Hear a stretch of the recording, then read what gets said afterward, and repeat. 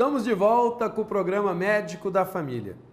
Devemos levar em consideração que nem todas as mudanças indicam que a criança está realmente com algum problema, mas somente o psicólogo infantil poderá dizer se a criança está enfrentando algum problema psicológico ou não.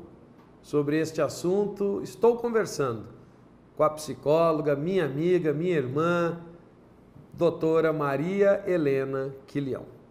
Doutora Maria Helena, eu lhe perguntei no bloco anterior se essas mudanças repentinas, essas fases de alto e baixo padrão que muitas vezes mudam o comportamento e que estranham os pais, já é um indicativo para eles procurarem um psicólogo infantil ou essa tem que ser uma indicação do médico pediatra? Como é que é a atitude dos pais em relação a tudo isso?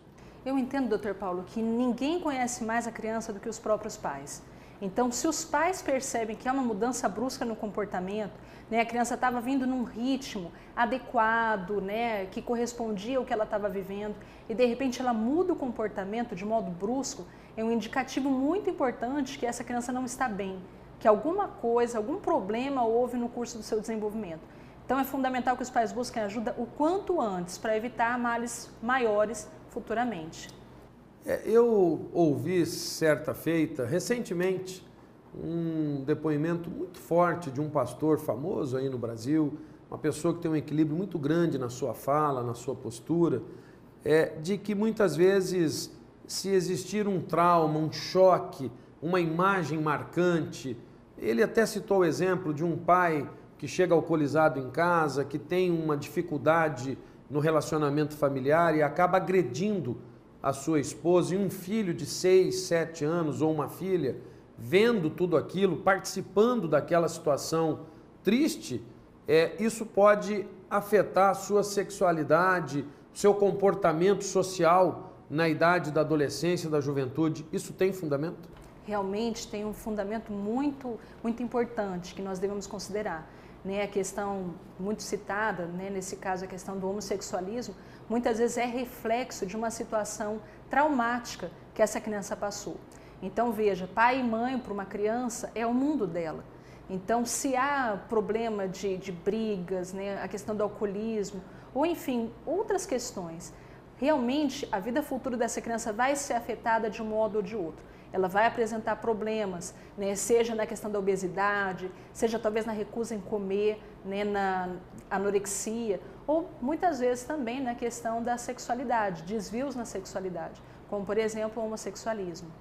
Eu me lembro de um fato do que a senhora está falando, daquele maníaco do parque, que quando foi preso, depois de estuprar e matar mais de 14 mulheres no Parque Trianon, em São Paulo, ele alegava que tinha sofrido abuso sexual aos 6 anos de idade por um tio. E dali ele teve tudo aquilo que levou ele a cometer aquelas atrocidades. A gente tem que preocupar muito com o que faz, porque muitas vezes o reflexo acontece nos nossos filhos numa idade mais adiante. Os pais têm receio muitas vezes em levar o filho a um psicólogo infantil, e eu já ouvi, mas doutor, meu filho não é louco, meu filho não tem problema. Existe uma diferença entre o psicólogo e o psiquiatra. E mesmo que fosse no psiquiatra, se precisar para tratar, é necessário. Não trata só a loucura, não trata só... Quer dizer, os desvios comportamentais, eles são sim, através de uma equipe multidisciplinar, mas tratados por vocês psicólogos, não é isso? Exatamente. Então veja, a questão do psicólogo é interessante fundamentar na mente das pessoas que é o bem-estar e a saúde emocional. Então, pegando o seu gancho, quando o senhor comentou a questão do maníaco do parque, eu acho que é interessante os pais lembrarem de que diante de uma situação de abuso, muitas vezes os pais se sentem culpados. Como é que eu não percebi? Como é que eu deixei meu filho nesse ambiente? Mas é fundamental que o tratamento seja o mais rápido possível, porque se não houver tratamento diante de um trauma tão forte quanto a questão do abuso, realmente, no curso natural, essa criança vai se tornar um adolescente, um adulto problemático. Então, eu creio que os pais não devam se culpar se há algum problema com seus filhos. Devem sim buscar ajuda o mais rápido possível para que esses problemas não eclodam em algo muito maior na adolescência. Vocês estão vendo, né? Uma especialista, uma autoridade no assunto, falando exatamente aquilo que cada um de nós tem o dever de cumprir para com os nossos filhos, com a saúde mental e física dos nossos filhos. Doutora Maria Helena, eu quero agradecer a sua presença. É uma pena que ela é tão fácil de falar, de demonstrar o seu conhecimento. Venha sempre. Nós estávamos com saudade, os telespectadores sempre nas cartas e e-mails citam seu nome. Ela muitas vezes foi anja também e está sempre nos assessorando como psicóloga do nosso programa. Tem cadeira cativa aqui e, a pedido de vocês, ela está aqui de novo. E tenho certeza que nós vamos fazer um debate sobre o álcool na adolescência, o fumo na adolescência, as drogas na adolescência. Eu pedi à produção para que a gente fizesse uma mesa redonda, um bate-papo. 2 profissionais e a minha pessoa para a gente debater amplamente e de repente até com alguns jovens que a gente vai selecionar para trazer aqui e fazer um programa especial para podermos debater esse tema.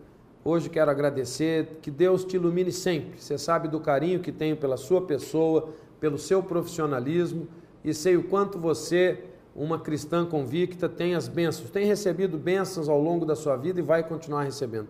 Deus te abençoe sempre, Maria Helena. Amém. Muito obrigada, Dr. Paulo. E é isso, gente. Se você tem críticas, sugestões de temas, fale com a gente.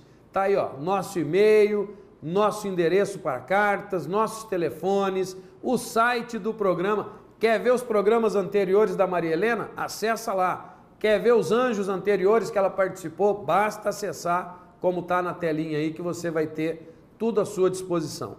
Porque o nosso compromisso é e sempre será de fé e saúde. Não tem reflexão no programa de hoje. Tem sim. A reflexão serve para mudar a sua vida. Serve para o Espírito Santo de Deus agir. Mas para isso, eu digo sempre, Giovanni, basta abrir as portas do seu coração. Deixe o Espírito Santo de Deus agir. Feche os olhos, preste atenção. Não existe cedo ou tarde. Não existe tempo certo ou errado. Coisas acontecem quando tem que acontecer. Cada uma ao seu tempo. E nada por acaso. Só existem 2 dias no ano que nada pode ser feito. Um se chama ontem e o outro amanhã. Portanto, hoje é o dia certo para amar, acreditar, fazer e principalmente viver. Muitas cicatrizes de ontem se tornaram a força e a sabedoria de hoje.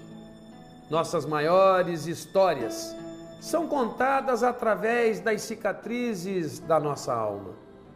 Deus não decide por você. Ele age segundo aquilo que você decide. Então, não o culpe pelas suas escolhas. Elas são suas.